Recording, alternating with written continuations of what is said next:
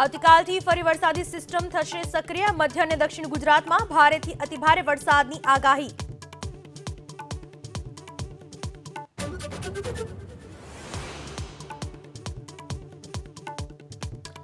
રાજ્યમાં ચાંદીપુરા વાયરસથી હાહાકાર. રાજ્યમાં હાલ ચાંદીપુરાના કુલ 140 કેસ. મૃત્યુઆંક પહોંચ્યો 58 પર.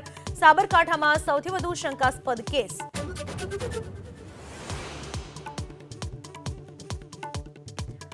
અમદાવાદ મહાનગરપાલિકાની આજે મળશે સ્ટેન્ડિંગ કમિટીની બેઠક. ફાયર વિભાગની ખાલી જગ્યાઓ અંગે થઈ શકે છે નિર્ણય.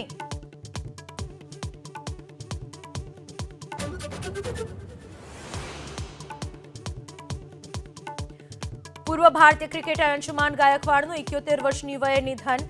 વડોદરાની હોસ્પિટલમાં ચાલી રહી હતી સારવાર. ભારત માટે રમી ચૂક્યા છે 40 ટેસ્ટ અને 15 વન ડે મેચ.